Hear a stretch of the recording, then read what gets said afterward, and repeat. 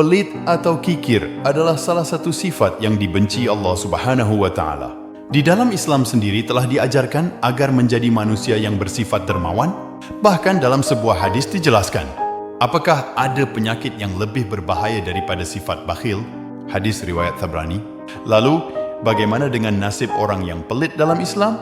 Hukum orang pelit dalam Islam sangat jelas ditegaskan dalam Al-Quran dan hadis. Allah Subhanahu wa Ta'ala berfirman dalam surat Al-Imran ayat 180, dan janganlah orang-orang yang bakhil membayangkan bahwa kebakhilan mereka itu baik bagi mereka.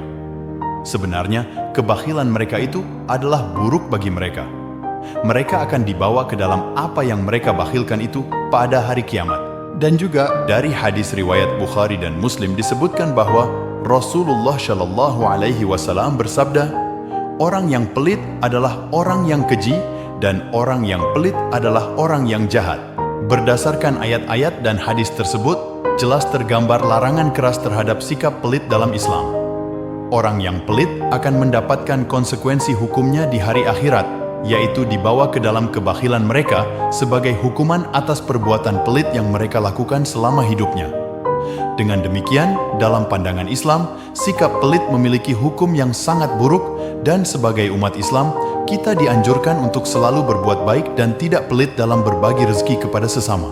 Semoga kita bisa menjauhi sikap pelit dan selalu bersikap dermawan sebagaimana yang diajarkan dalam Al-Quran dan hadis. Sombong adalah salah satu sifat yang dibenci Allah Subhanahu wa Ta'ala. Sejatinya, Allah Subhanahu wa Ta'ala tidak menyukai kesombongan dalam bentuk apapun, baik sikap, ucapan, maupun perbuatan. Sebab, membesarkan diri adalah pakaian kebesarannya. Dalam hadis qudsi Allah Subhanahu wa Ta'ala berfirman, kemuliaan adalah pakaianku, dan kebesaran adalah selendangku. Siapa saja yang menyaingiku dalam salah satunya, maka aku pasti akan menyiksanya. Hadis riwayat Muslim. Allah Subhanahu wa Ta'ala tidak suka kepada orang kaya yang sombong seperti Qarun, sehingga dilenyapkan ke perut bumi. Sebab, sekaya apapun seseorang, ia tidak mampu mengendalikan segalanya dan tetap bergantung kepadanya. Namun, Allah lebih tidak suka lagi kepada orang miskin yang sombong, sebab ia tidak punya sesuatu untuk disombongkan. Imam Nawawi dalam kitab Riyadhus Shalihin menukil sebuah hadis dari Abu Hurairah radhiyallahu anhu bahwa Nabi Shallallahu Alaihi Wasallam bersabda, ada 3 kelompok yang kelak di hari kiamat, di mana Allah tidak akan berbicara, membersihkan dan memandang mereka, bahkan akan menyiksanya dengan azab yang pedih, yaitu orang tua berzina, penguasa bohong, dan orang miskin yang sombong.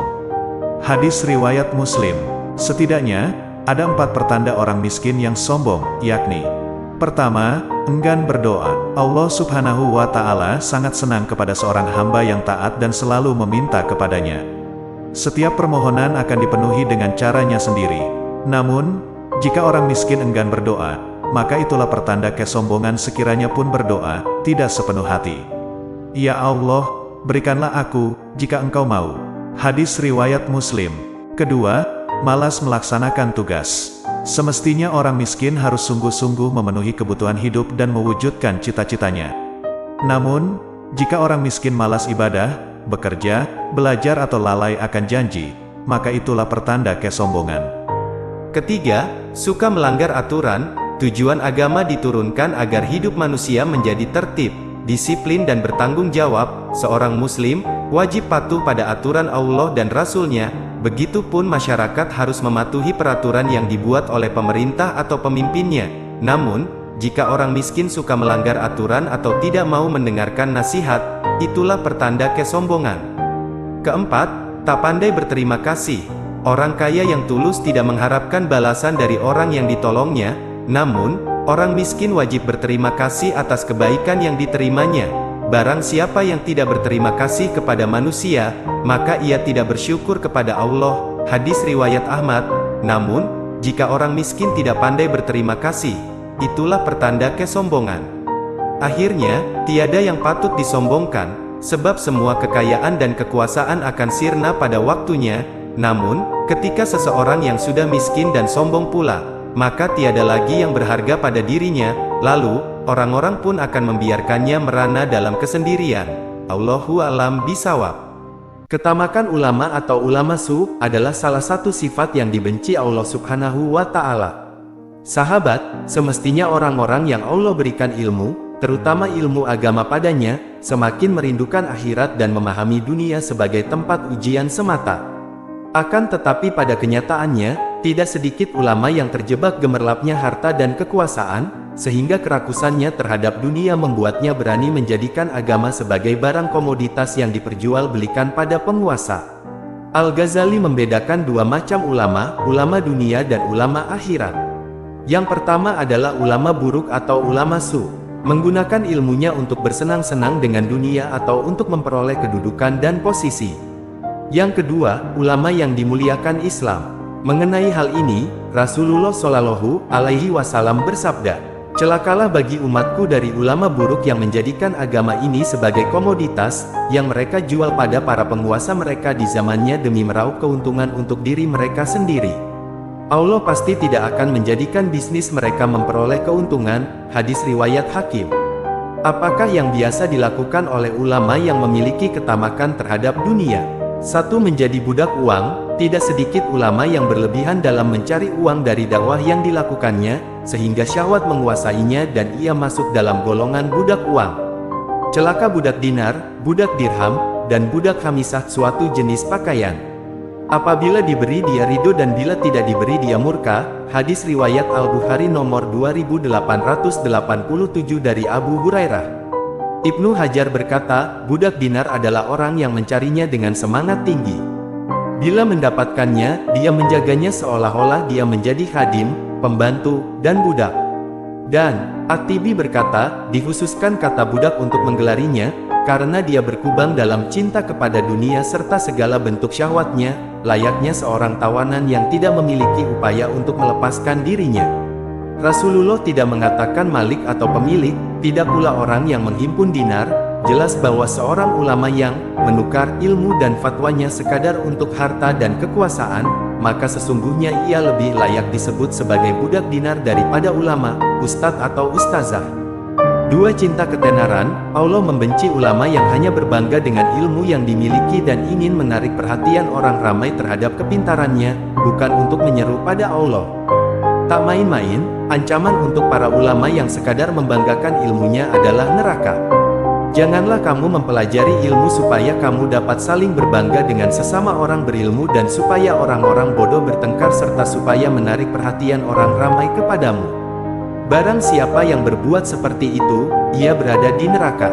Hadis riwayat Ibnu Majah.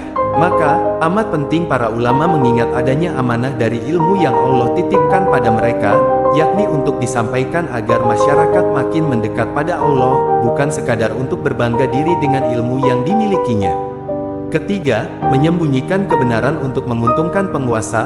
Ada pula ulama yang memutarbalikkan ayat-ayat Allah dan menukarnya dengan harga rendah untuk memberi keuntungan pada penguasa. Sesungguhnya orang-orang yang menyembunyikan apa yang telah diturunkan Allah, yaitu Alkitab, dan menjualnya dengan harga yang sedikit atau murah, mereka itu sebenarnya tidak memakan atau tidak menelan ke dalam perutnya melainkan api, dan Allah tidak akan berbicara kepada mereka pada hari kiamat serta tidak menyucikan mereka, dan bagi mereka siksa yang amat pedih.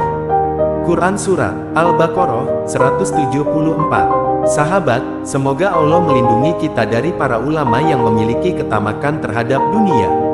Semoga Allah melimpahi keberkahan pada bangsa ini dengan menumbuh suburkan ulama-ulama yang menyeru pada kebenaran dan bukan sekadar cinta pada ketenaran. Allahu a'lam bishawab. Kehilangan rasa malu di kalangan perempuan adalah salah satu sifat yang dibenci Allah Subhanahu wa Ta'ala. Malu adalah akhlak yang menghiasi perilaku manusia dengan cahaya dan keanggunan yang ada padanya. Inilah akhlak terpuji yang ada pada diri seorang lelaki dan fitrah yang mengkarakter pada diri setiap wanita. Sehingga, sangat tidak masuk akal jika ada wanita yang tidak ada rasa malu sedikit pun dalam dirinya.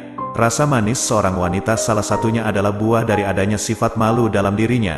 Apa sih sifat malu itu? Imam Nawawi dalam Riyadhus Shalihin menulis bahwa para ulama pernah berkata, hakikat dari malu adalah akhlak yang muncul dalam diri untuk meninggalkan keburukan, mencegah diri dari kelalaian dan penyimpangan terhadap hak orang lain. Abu Qasim Al-Junaid mendefinisikan dengan kalimat, sifat malu adalah melihat nikmat dan karunia sekaligus melihat kekurangan diri, yang akhirnya muncul dari keduanya suasana jiwa yang disebut dengan malu kepada sang pemberi rezeki. Ada 3 jenis sifat malu, yaitu 1. Malu yang bersifat fitrah, misalnya, malu yang dialami saat melihat gambar seronok, atau wajah yang memerah karena malu mendengar ucapan jorok. 2. Malu yang bersumber dari iman, misalnya, seorang muslim menghindari berbuat maksiat karena malu atas muraqabatullah atau pantauan Allah. 3. Malu yang muncul dari dalam jiwa, misalnya, perasaan yang menganggap tidak malu seperti telanjang di hadapan orang banyak. Karena itu, beruntunglah orang yang punya rasa malu. Kata Ali bin Abi Thalib, orang yang menjadikan sifat malu sebagai pakaiannya, niscaya orang-orang tidak akan melihat aib dan celah pada dirinya. Bahkan, Rasulullah Shallallahu Alaihi Wasallam menjadikan sifat malu sebagai bagian dari cabang iman. Abu Hurairah radhiyallahu anhu berkata bahwa Rasulullah Shallallahu Alaihi Wasallam bersabda, iman memiliki 70 atau 60 cabang. Paling utama adalah ucapan La ilaha illallah, dan yang paling rendah adalah menyingkirkan gangguan di jalan. Dan sifat malu adalah cabang dari keimanan. Hadis riwayat Muslim dalam kitab Iman, hadis nomor 51. Dari hadis itu, kita bisa mengambil kesimpulan bahwa tidak akan ada sifat malu dalam diri seseorang yang tidak beriman. Akhlak yang mulia ini tidak akan kokoh tegak dalam jiwa orang yang tidak punya landasan iman yang kuat kepada Allah Subhanahu wa Ta'ala, sebab rasa malu adalah pancaran iman. Tentang kesejajaran sifat malu dan iman dipertegas lagi oleh Rasulullah Shallallahu Alaihi Wasallam. Malu dan iman keduanya sejajar bersama. Ketika salah satu dari keduanya diangkat, maka yang lain pun terangkat. Hadis riwayat Hakim dari Ibnu Umar. Menurut Hakim, hadis ini sahih dengan 2 syarat Bukhari dan Muslim dalam Syu'ban Iman. Namun As-Suyuti dalam Al-Jami As-Sagir menilai hadis ini lemah. Karena itu, sifat malu tidak akan mendatangkan kemudaratan. Sifat ini membawa kebaikan bagi pemiliknya. Sifat malu tidak mendatangkan sesuatu kecuali kebaikan. Begitu kata Rasulullah Shallallahu Alaihi Wasallam. Hadis riwayat Bukhari dalam kitab Adab, hadis nomor 5652. Dengan kata lain, seseorang yang kehilangan sifat malunya yang tersisa dalam dirinya hanyalah keburukan. Buruk dalam ucapan, buruk dalam perangai. Tidak bisa kita bayangkan jika dari mulut seorang muslimah meluncur kata-kata kotor lagi kasar. Bertingkah dengan penampilan serono dan bermuka tebal. Tentu bagi dia surga jauh. Kata Nabi, malu adalah bagian dari iman, dan keimanan itu berada di surga. Ucapan jorok berasal dari akhlak yang buruk dan akhlak yang buruk tempatnya di neraka. Hadis riwayat Tirmidzi dalam kitab Bir Wasilah, hadis nomor 1932. Karena itu, menjadi penting bagi kita untuk menghiasi diri dengan sifat malu. Dari mana sebenarnya energi sifat malu bisa kita miliki? Sumber sifat malu adalah dari pengetahuan kita tentang keagungan Allah. Sifat malu akan muncul dalam diri kita jika kita menghayati betul bahwa Allah itu Maha Mengetahui, Allah itu Maha Melihat.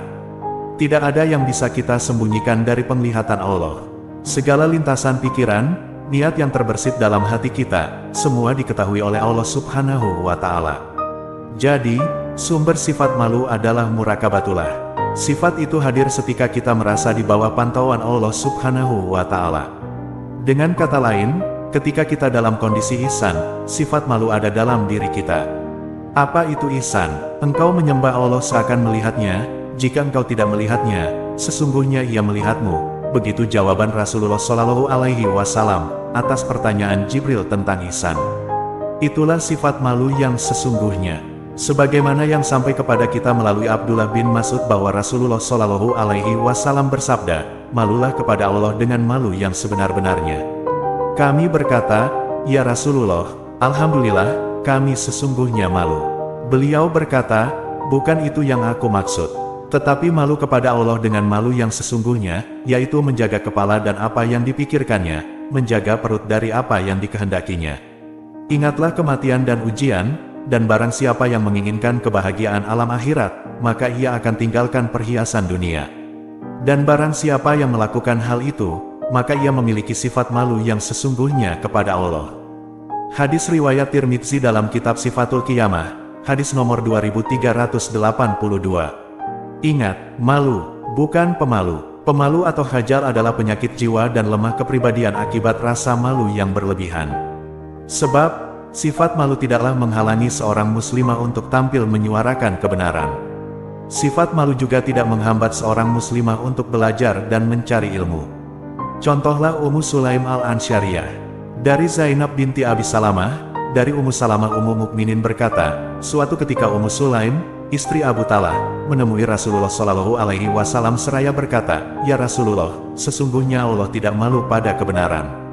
Apakah seorang wanita harus mandi bila bermimpi?" Rasulullah menjawab, "Ya, bila ia melihat air atau keluar dari kemaluannya karena mimpi." Hadis riwayat Bukhari dalam kitab Ghusl, hadis nomor 273.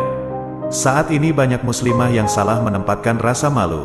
Apalagi situasi pergaulan pria wanita saat ini begitu ikhtitat atau campur baur, ketika ada lelaki yang menyentuh atau mengulurkan tangan mengajak salaman, seorang muslimah dengan ringan menyambutnya. Ketika kita tanya, mereka menjawab, "Saya malu menolaknya." Bagaimana jika cara bersalamannya dengan bentuk cipika-cipiki atau cium pipi kanan cium pipi kiri? Ya abis gimana lagi? Entar dibilang tidak gaul.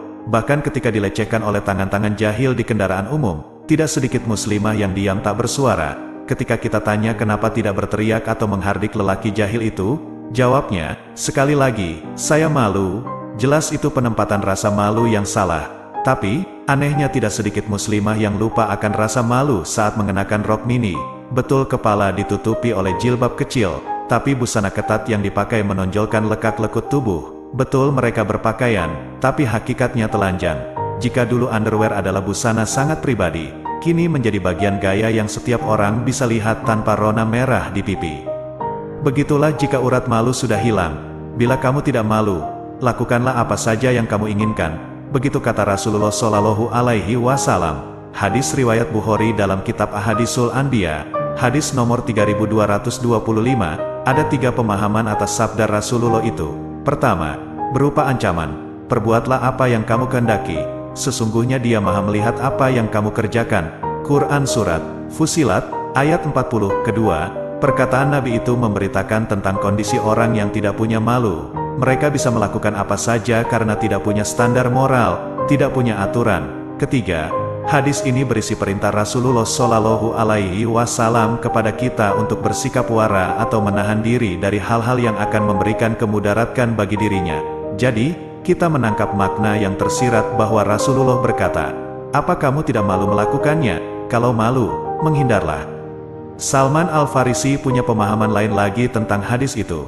Sesungguhnya Allah Azza wa Jalla apabila hendak membinasakan seorang hamba, maka Ia mencabut darinya rasa malu. Bila rasa malu telah dicabut, maka engkau tidak akan menemuinya kecuali sebagai orang yang murka dan dimurkai. Bila engkau tidak menemuinya kecuali sebagai orang yang murka dan dimurkai, maka dicabutlah pula darinya sifat amanah.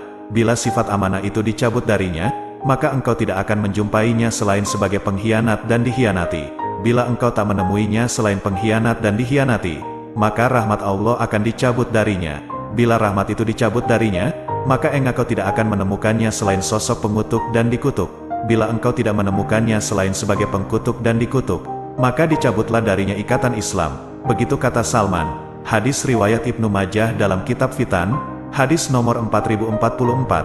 Sanadnya lemah, tapi sahih. Wanita yang beriman adalah wanita yang memiliki sifat malu. Sifat malu tampak pada cara dia berbusana. Ia menggunakan busana takwa, yaitu busana yang menutupi auratnya. Para ulama sepakat bahwa aurat seorang wanita di hadapan pria adalah seluruh tubuhnya, kecuali wajah dan telapak tangan. Ibnu Katsir berkata, pada zaman jahiliyah dahulu, sebagian kaum wanitanya berjalan di tengah kaum lelaki dengan belahan dada tanpa penutup. Dan mungkin saja mereka juga memperlihatkan leher, rambut, dan telinga mereka. Maka Allah memerintahkan wanita muslimah agar menutupi bagian-bagian tersebut. Menundukkan pandangan juga bagian dari rasa malu. Sebab, mata memiliki sejuta bahasa, lirikan, tatapan sendu, dan isyarat lainnya yang membuat berjuta rasa di dada seorang lelaki. Setiap wanita memiliki pandangan mata yang setajam anak panah dan setiap lelaki paham akan pesan yang dimaksud oleh pandangan itu. Karena itu, Allah Subhanahu wa Ta'ala memerintahkan kepada lelaki dan wanita untuk menundukkan sebagian pandangan mereka. Memang realitas kekinian tidak bisa kita pungkiri. Kaum wanita saat ini beraktivitas di sektor publik, baik sebagai profesional ataupun aktivis sosial politik. Ada yang dengan alasan untuk melayani kepentingan sesama wanita yang fitri. Ada juga yang karena keterpaksaan. Tidak sedikit wanita harus bekerja karena ia adalah tulang punggung keluarganya. Sehingga, ikhtitat atau bercampur baur dengan lelaki tidak bisa terhindari. Untuk yang satu ini, mari kita kutip pendapat Dr. Yusuf Karadawi. Saya ingin mengatakan di sini bahwa kata ikhtitat dalam hal hubungan antara lelaki dan wanita adalah kata diadopsi ke dalam kamus Islam yang tidak dikenal oleh warisan budaya kita pada sejarah abad-abad sebelumnya, dan tidak diketahui selain pada masa ini. Mungkin saja ia berasal dari bahasa asing, hal itu memiliki isyarat yang tidak menenteramkan hati setiap muslim. Yang lebih cocok mungkin bisa menggunakan kata lika atau mukabalah, keduanya berarti pertemuan, atau musyarakah atau keterlibatan seorang lelaki dan wanita, dan sebagainya. Yang jelas, Islam tidak mengeluarkan aturan atau hukum umum terkait dengan masalah ini. Namun hanya melihat tujuan adanya aktivitas tersebut atau maslahat yang mungkin terjadi dan bahaya yang dikhawatirkan, gambaran yang utuh dengannya, dan syarat-syarat yang harus diperhatikan di dalamnya. Ada adab yang harus ditegakkan kala terjadi mukabalah antara pria dan wanita. Adab-adab itu adalah: 1. Ada pembatasan tempat pertemuan. 2. Menjaga pandangan dengan menundukkan sebagian pandangan. 3. Tidak berjabat tangan dalam situasi apapun dengan yang bukan muhrimnya. 4. Hindari berdesak-desakan dan lakukan pembedaan tempat bagi lelaki dan wanita. 5. Tidak berkholwat atau berduaan dengan lawan jenis. 6. Hindari tempat-tempat yang meragukan dan bisa menimbulkan fitnah. 7. Hindari pertemuan yang lama dan sering, sebab bisa melemahkan sifat malu dan menggoyahkan keteguhan jiwa. 8. Hindari hal-hal yang dapat menimbulkan dosa dan keinginan batin untuk melakukan yang haram, ataupun membayangkannya. Khusus bagi wanita, pakailah pakaian yang sesuai syariat, tidak memakai wewangian, batasi diri dalam berbicara dan menatap, serta jaga kewibawaan dan beraktivitas. Perhatikan gaya bicara, jangan genit. Dengan begitu jelaslah bahwa Islam tidak mengekang wanita. Wanita bisa terlibat dalam kehidupan sosial bermasyarakat, berpolitik, dan berbagai aktivitas lainnya. Islam hanya memberi kerangka dengan adab dan etika. Wallahu a'lam bishawab. Cinta duniawi atau hubud dunia adalah salah satu sifat yang dibenci Allah Subhanahu wa Ta'ala. Hubud dunia termasuk akhlak tercela yang dapat menggelapkan hati dan menjauhkan diri dari Allah Subhanahu wa Ta'ala. Sifat ini merujuk pada rasa obsesi berlebih akan gemerlap dunia. Para ulama tasawuf menggolongkan hubud dunia sebagai penyakit hati yang amat membahayakan. Penyakit atau sifat ini bisa saja muncul dalam diri seorang muslim sekalipun. Lantas, apa yang dimaksud dengan hubud dunia? Hubud dunia adalah kecintaan berlebih terhadap dunia yang bisa menyebabkan manusia lupa kepada Allah Subhanahu wa Ta'ala serta segala sesuatu yang kurang bermanfaat untuk kehidupan akhirat. Singkatnya, hubud dunia adalah cinta dunia. Sifat cinta akan dunia digolongkan sebagai penyakit hati karena sangat berbahaya. Ini mampu menggoyahkan iman seseorang lantaran pernak-pernik dunia seperti harta benda yang sementara telah membutakannya.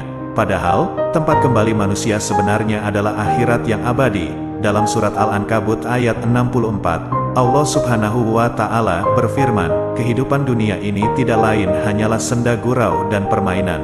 Sesungguhnya negeri akhirat itulah kehidupan yang sebenarnya seandainya mereka mengetahui.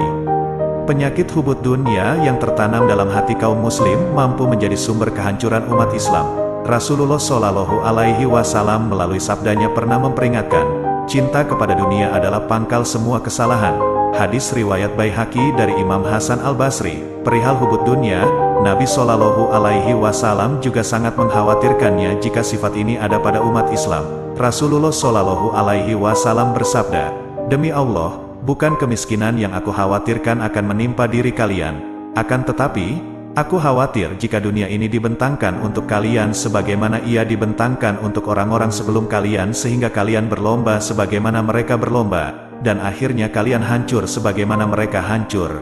Hadis riwayat Bukhari dan Muslim. Dalam hadis, Rasulullah Shallallahu Alaihi Wasallam berbicara mengenai sifat cinta dunia ini.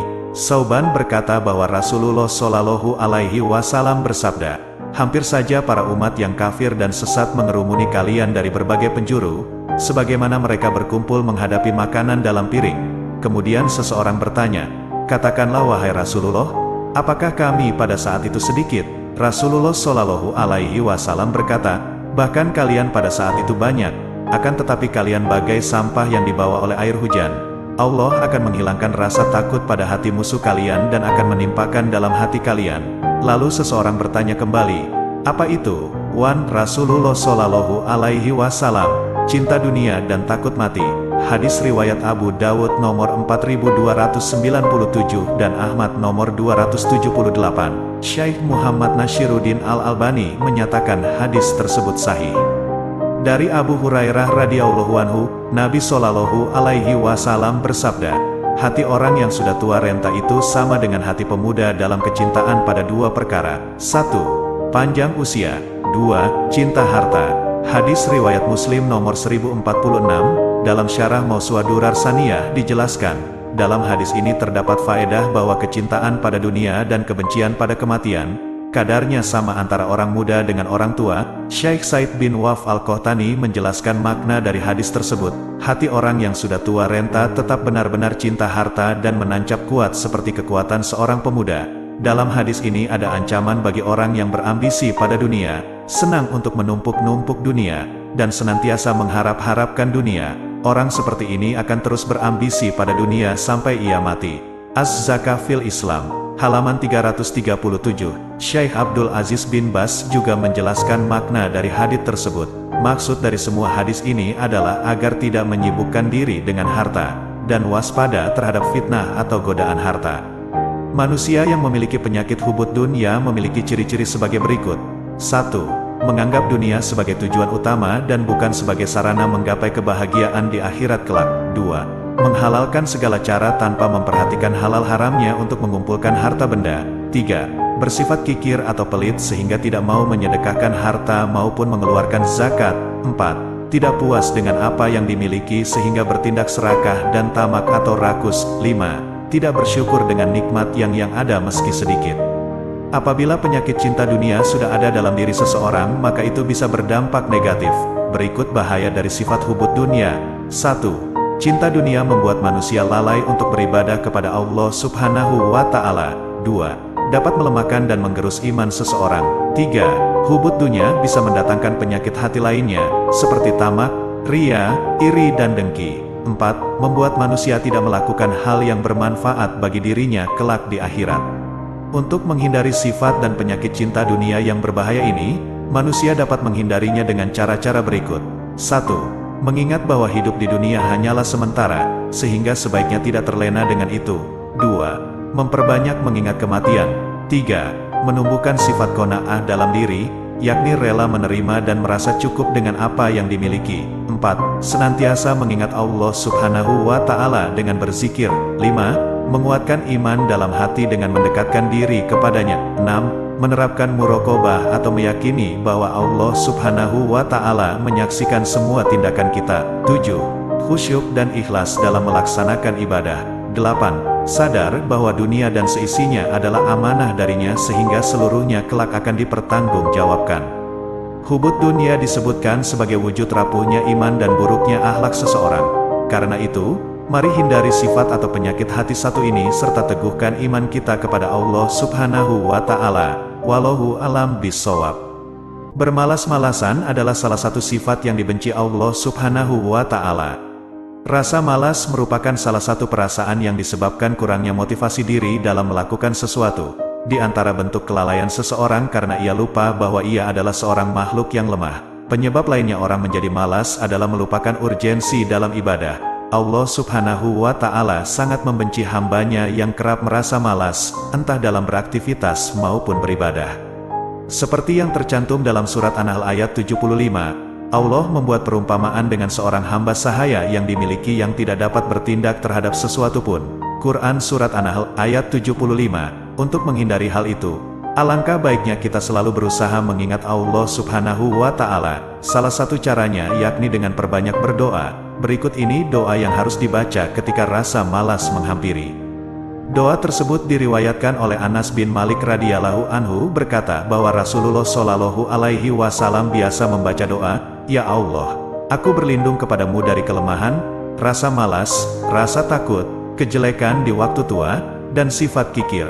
Dan aku juga berlindung kepadamu dari siksa kubur serta bencana kehidupan dan kematian." Hadis riwayat Bukhari nomor 6367 dan Muslim nomor 2706. Lalu bagaimana kita mengatasi rasa malas tersebut?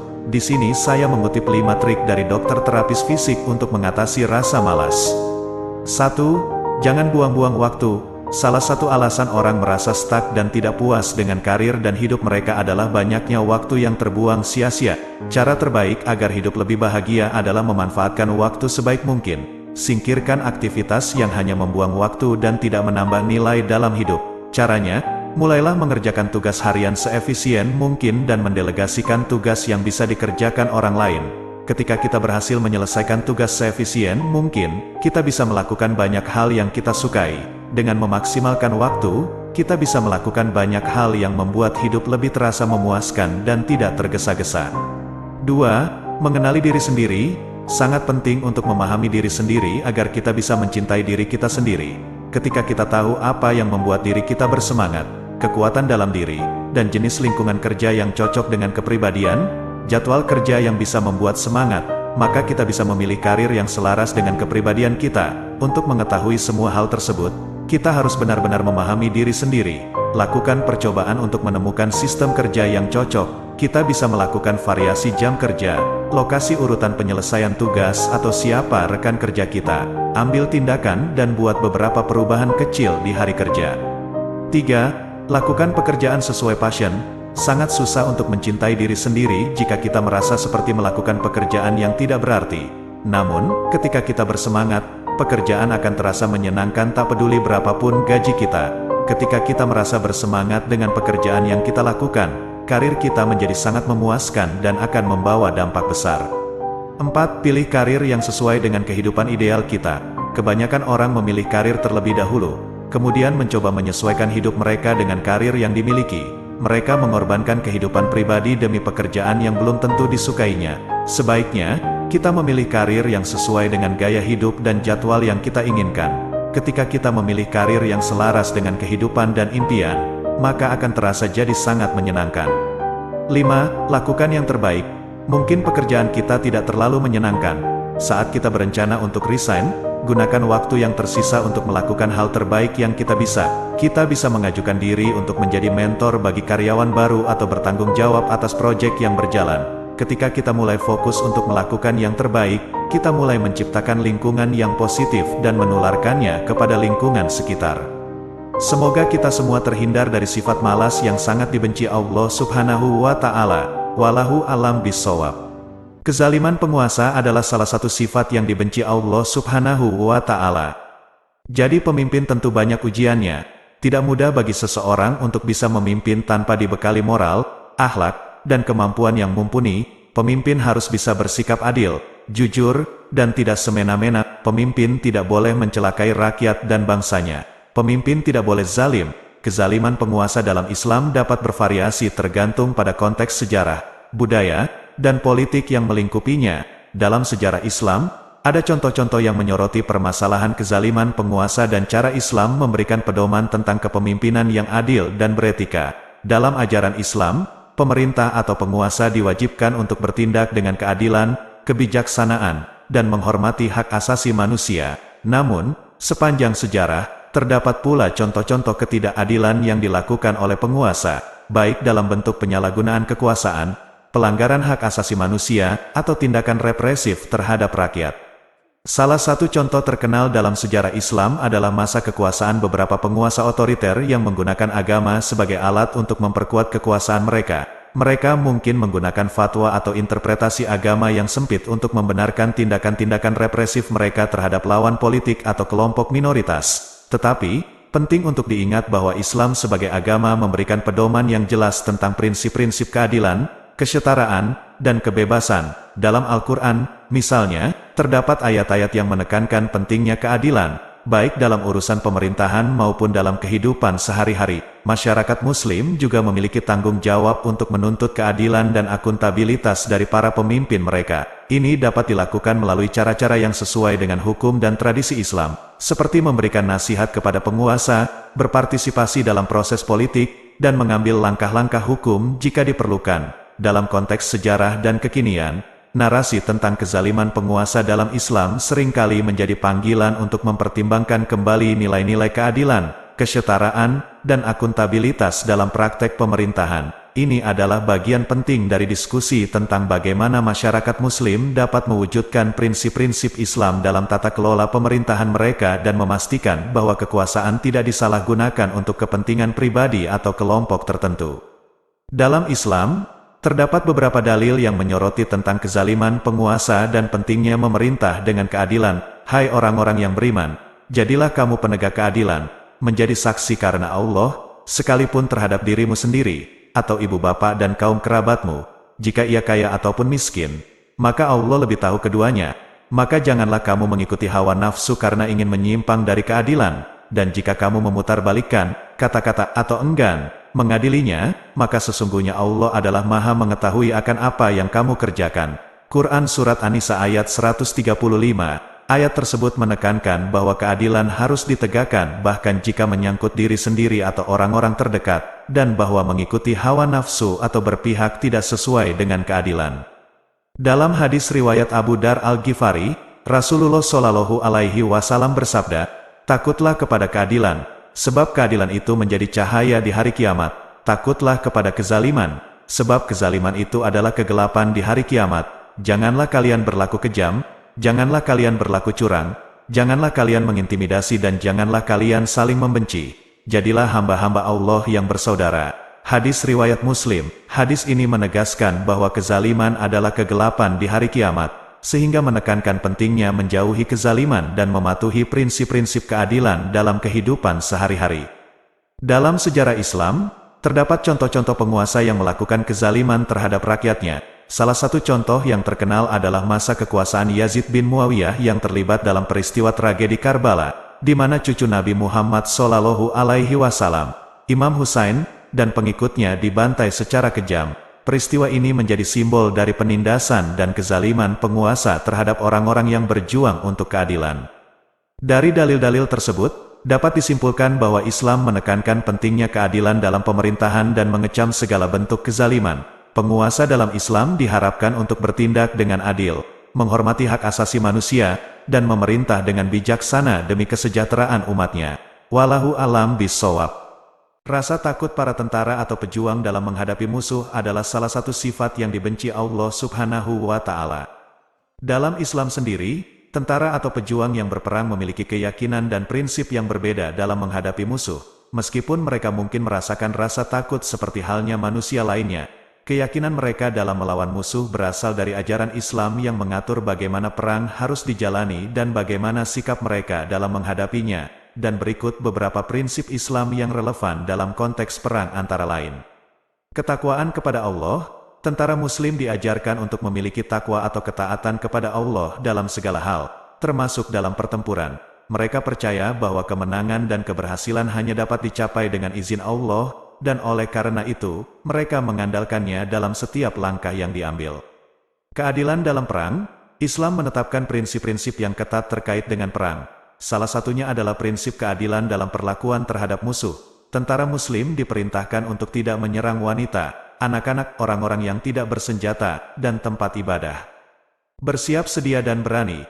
Meskipun tentara Muslim mungkin merasakan rasa takut seperti halnya manusia lainnya, mereka juga diajarkan untuk bersiap sedia dan berani dalam menghadapi musuh. Ini termasuk persiapan fisik, mental, dan spiritual. Tawakal atau bergantung penuh kepada Allah. Dalam menghadapi musuh, tentara Muslim diajarkan untuk memiliki tawakal, yaitu bergantung sepenuhnya kepada Allah. Mereka percaya bahwa hasil akhir pertempuran ada di tangan Allah, dan karenanya, mereka harus melakukan yang terbaik dan meninggalkan hasilnya kepadanya. Meskipun rasa takut adalah reaksi alami, tentara Muslim didorong untuk mengatasi ketakutan mereka melalui keberanian, kepercayaan kepada Allah, dan ketaatan pada prinsip-prinsip Islam yang mengatur konflik dan perang. Dalam literatur hadis, terdapat beberapa riwayat yang menyoroti sikap dan perilaku para tentara atau pejuang dalam menghadapi musuh. Meskipun tidak secara spesifik menyebutkan tentang rasa takut, namun, hadis-hadis ini memberikan wawasan tentang bagaimana seorang Muslim seharusnya bersikap dalam situasi konflik dan pertempuran. Berikut adalah beberapa contoh hadis yang relevan. Dari Abu Hurairah radhiyallahu anhu, Rasulullah Shallallahu Alaihi Wasallam bersabda, "Seorang mukmin yang kuat lebih disukai Allah daripada seorang mukmin yang lemah, dan pada keduanya ada kebaikan. Hendaklah kamu mengejar apa yang memberi manfaat kepadamu, dan mohonlah pertolongan kepada Allah dan janganlah kamu merasa lemah. Jika kamu ditimpa suatu musibah, maka janganlah kamu berkata, seandainya aku telah berbuat begini atau begitu, maka tidak akan terjadi demikian dan demikian. Tetapi katakanlah, ini adalah ketentuan Allah, dan apa yang dikehendakinya, Dia perbuat. Hadis riwayat Muslim. Yang kedua, dari Abu Hurairah radhiyallahu anhu, Rasulullah shallallahu alaihi wasallam bersabda, seorang pejuang yang terlibat dalam jihad di jalan Allah adalah orang yang berperang di jalan yang benar, dan doanya saat itu akan dijawab oleh Allah. Dia akan mendapat ganjaran yang diberikan kepada orang yang berperang, tanpa mengurangi ganjaran mereka, dan dia akan mendapat imbalan pula dari apa yang telah mereka peroleh. Hadis riwayat Muslim. Dan yang terakhir, dari Abu Hurairah radhiyallahu anhu, Rasulullah shallallahu alaihi wasallam bersabda, orang mukmin yang kuat lebih baik dan lebih disukai Allah daripada orang mukmin yang lemah, padahal dalam keduanya ada kebaikan. Hendaklah kamu mempergunakan apa-apa yang memberi manfaat bagimu, meminta pertolongan kepada Allah. Janganlah kamu merasa lemah, jika kamu tertimpa suatu musibah, janganlah kamu berkata, seandainya aku telah berbuat begini, maka beginilah yang terjadi. Tetapi katakanlah, Allah sudah menetapkan dan menghendaki apa yang dikehendakinya, karena perkataan kalau bisa membuka pintu bagi syaitan. Hadis riwayat Muslim. Dari hadis-hadis tersebut, kita dapat memahami bahwa dalam menghadapi musuh atau situasi konflik, seorang muslim diharapkan untuk memiliki kekuatan iman, bersikap berani, dan berpegang teguh pada kehendak Allah, meskipun rasa takut mungkin hadir. Iman dan tawakal kepada Allah merupakan landasan utama yang harus dimiliki oleh seorang muslim dalam menghadapi berbagai tantangan, termasuk dalam medan perang. Wallahu a'lam bishawab. Sikap ujub ahli zuhud adalah salah satu sifat yang dibenci Allah Subhanahu wa Ta'ala. Sikap ujub, kesombongan atau kecongkakan bukanlah sikap yang dianjurkan dalam Islam, termasuk bagi ahli zuhud mereka yang menjauhi kesenangan duniawi untuk mencari keridhaan Allah. Ahli zuhud seharusnya mempunyai sikap yang rendah hati, tawadu atau rendah diri, dan penuh kesederhanaan. Dalam Islam, kesombongan dianggap sebagai sifat yang tercela dan bertentangan dengan ajaran agama. Nabi Muhammad SAW mengajarkan pentingnya sikap rendah hati dan menjauhi kesombongan. Bahkan, dalam sebuah hadis, beliau bersabda bahwa seseorang yang memiliki seberat biji sawi pun dari kesombongan tidak akan masuk surga. Ahli zuhud seharusnya fokus pada kebersihan hati, ketakwaan kepada Allah, dan menjalankan ibadah dengan ikhlas tanpa membanggakan diri atau merasa lebih baik dari orang lain. Mereka juga diingatkan untuk tidak terlalu memikirkan dunia dan harta benda, tetapi lebih memperhatikan kebutuhan spiritual dan kesejahteraan akhirat. Dengan demikian, sikap ujub bukanlah bagian dari karakter ahli zuhud dalam Islam. Sebaliknya, mereka dianjurkan untuk memelihara sikap rendah hati, penuh kesederhanaan, dan penuh rasa syukur kepada Allah Subhanahu wa Ta'ala. Ada banyak hadis yang menegaskan pentingnya sikap rendah hati, tawadu atau rendah diri, dan menjauhi kesombongan dalam Islam, yang berlaku bagi semua muslim, termasuk ahli zuhud. Salah satu hadis yang menekankan pentingnya sikap rendah hati adalah dari Abu Hurairah, Nabi Muhammad SAW, beliau bersabda, barang siapa yang merendahkan dirinya karena Allah, niscaya Allah akan meninggikan derajatnya. Hadis riwayat Muslim. Hadis ini menekankan bahwa Allah Subhanahu wa Ta'ala akan meninggikan derajat seseorang yang merendahkan diri dan bersikap tawadu di hadapannya. Selain itu, terdapat banyak hadis lain yang mengingatkan umat Islam untuk menjauhi sifat-sifat tercela seperti kesombongan, angkuh, dan merasa lebih baik dari orang lain. Meskipun tidak ada hadis yang secara khusus membicarakan tentang sikap ujub ahli zuhud, pesan-pesan yang terdapat dalam hadis-hadis ini memberikan arahan kepada umat Islam, termasuk ahli zuhud, untuk menjaga sikap dan perilaku yang sesuai dengan ajaran Islam, termasuk sikap rendah hati dan tawadu. Al-Quran secara umum menekankan pentingnya sikap rendah hati, tawadu, dan menjauhi kesombongan bagi seluruh umat muslim, termasuk ahli zuhud. Beberapa ayat Al-Quran yang menekankan pentingnya sikap rendah hati antara lain. Surat Al-Isra ayat 37. Janganlah engkau berjalan di bumi ini dengan sombong karena sesungguhnya engkau tidak akan dapat menembus bumi dan tidak akan mampu menjulang setinggi gunung. Dari ayat tersebut Allah melarang kaum muslimin berjalan di muka bumi dengan sombong.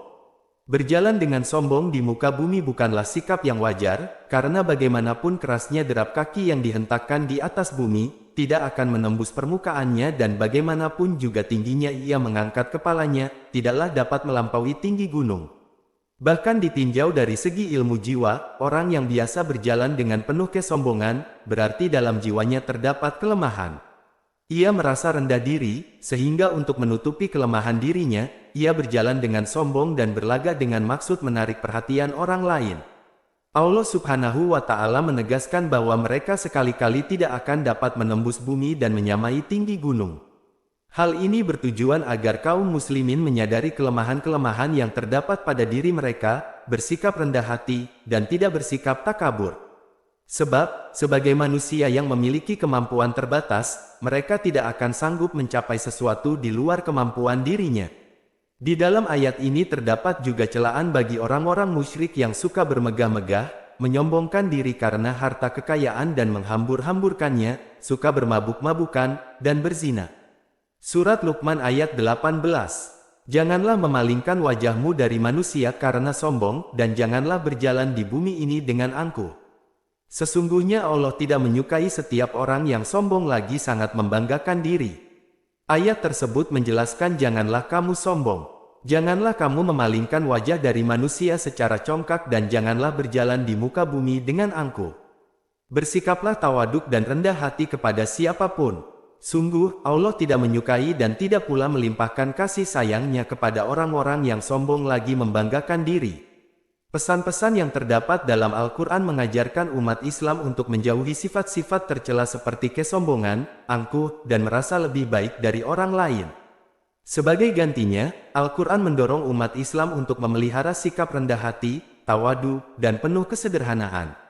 Wallahu a'lam bishawab. Sikap riya hamba Allah yang ahli ibadah atau ubat adalah salah satu sifat yang dibenci Allah Subhanahu wa Ta'ala. Sikap riya atau sum'ah dalam Islam merujuk pada perilaku yang dilakukan seseorang dengan tujuan memperoleh pujian atau pengakuan dari manusia, bukan semata-mata untuk mendapatkan keridhaan Allah Subhanahu wa Ta'ala. Sikap ini sangat dihindari dalam Islam karena bertentangan dengan prinsip kesucian niat atau ikhlas dalam beribadah. Seorang hamba Allah yang ahli ibadah atau ubat, jamak dari ubat dalam Islam adalah orang yang tekun dalam menjalankan ibadah kepada Allah Subhanahu wa Ta'ala. Mereka memiliki beberapa ciri dan sikap yang diteladankan, antara lain, ikhlas atau kesucian niat mereka beribadah semata-mata untuk mencari keridhaan Allah Subhanahu wa Ta'ala dan bukan untuk pujian atau pengakuan dari manusia. Kontinuitas dalam ibadah, mereka menjalankan ibadah secara teratur dan konsisten, tanpa terpengaruh oleh situasi atau kondisi di sekitarnya. Taubat dan memperbaiki diri, jika terjadi kesalahan atau kelalaian dalam ibadah, mereka segera bertaubat dan berusaha memperbaiki diri, tanpa merasa putus asa atau berhenti dari ibadah. Tawadu atau rendah hati, mereka rendah hati dalam ibadah dan tidak menyombongkan diri atas ibadah yang mereka lakukan. Kesungguhan dan khusyuk, mereka menjalankan ibadah dengan penuh kesungguhan dan khusyuk, memperhatikan setiap rukun dan syarat yang telah ditetapkan. Menghindari riya, mereka sangat berhati-hati untuk tidak jatuh ke dalam perangkap riya atau sum'ah, dengan selalu mengingatkan diri akan pentingnya ikhlas dalam beribadah.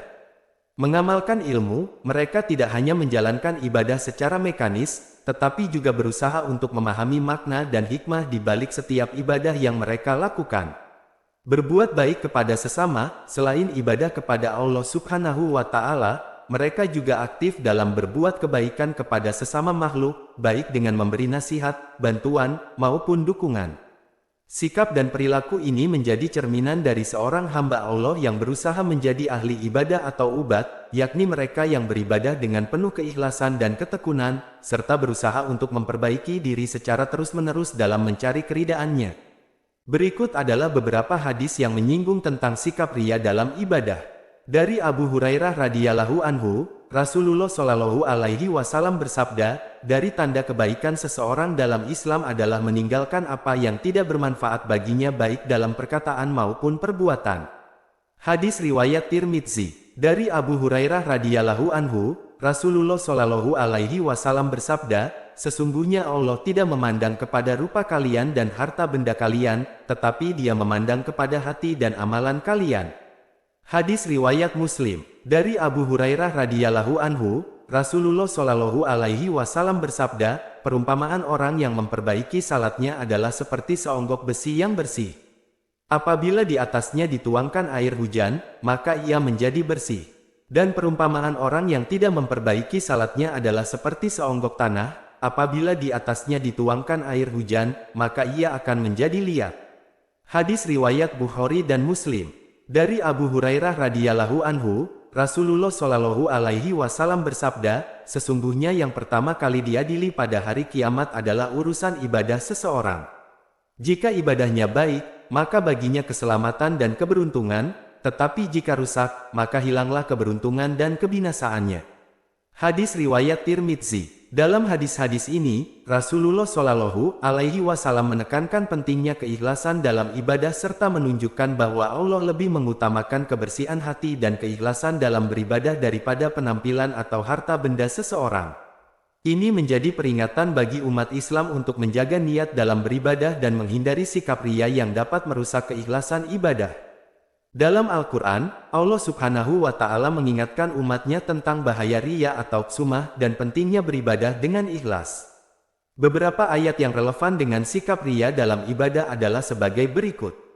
Surat Al-Baqarah ayat 264. Wahai orang-orang yang beriman, janganlah kamu merusak sedekahmu dengan menyebut-nyebutnya dan menyakiti perasaan penerima seperti orang yang menginfakkan hartanya karena riya atau pamer kepada manusia dan dia tidak beriman kepada Allah dan hari akhir.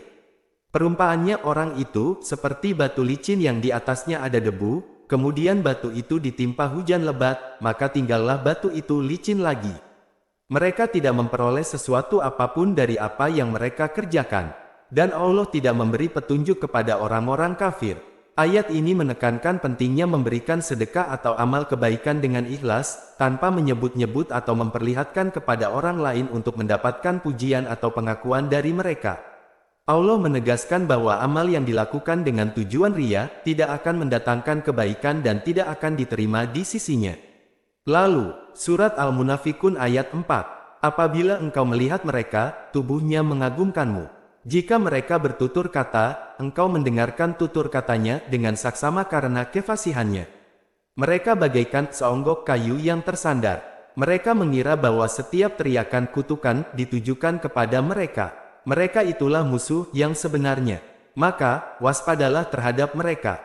Semoga Allah membinasakan mereka. Bagaimanakah mereka dapat dipalingkan dari kebenaran?